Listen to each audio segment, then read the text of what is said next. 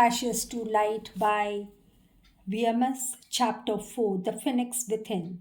The days after Raga's return was heavy, shadowed by whispers and stars. People had already decided a story, a woman too ambitious, too proud, who had failed abroad and returned broken. But Raga refused to let their voice define her. She had spent years letting others write her story with lies, with cruelty, with power. This time she resolved her pen would not be snatched away.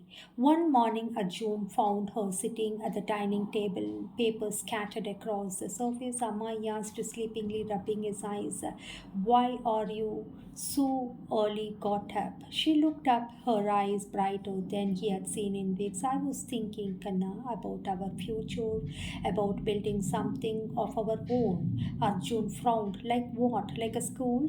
She said softly, almost as if testing the weight of the dream on her tongue. "A place where no child or teacher will feel humiliated, a place where knowledge is not a weapon but freedom."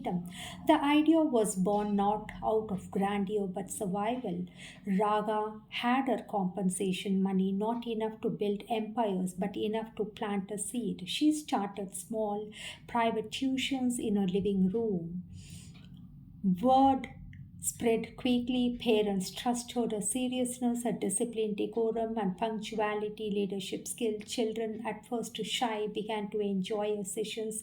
Her living room turned into buzzing little classroom, whiteboards leaning against the walls, rows of chairs borrowed from neighbors, and her son Arjun proudly arranging notebooks for students. But success never came without obstacles. Jealous colleagues mocked her. So now she is reduced to a tuition teacher. They sneered. Landlords demanded higher rent the moment they saw her growing numbers, but even relatives, instead of supporting, advised her to settle down with someone because a woman can't run alone. She need a male partner to be next to her. Raha listened, nodded politely, and carried on. For every taunt, she thought one more child. For every obstacle, she found one more way. One evening, Arjun sat watching her scribble timetables for classes. "Amma," he asked, "aren't you tired?" She smiled, though her body ached. "Yes, Kana, but tiredness feels different when it is for building something that is yours."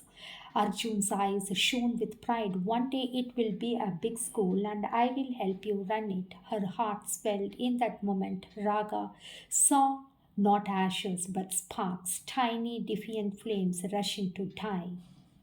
For the first time in years, she dared to believe that her life was not only a string of disasters. Perhaps, just perhaps, her suffering had tempered her into steel. "I may have fallen countless times," she thought, closing her diary that night, "but I rise each time, not as the same woman, but as someone stronger." In her heart, a quiet voice whispered, "This is not end, this is the beginning." The phoenix within her had begun to stir. End of chapter 14.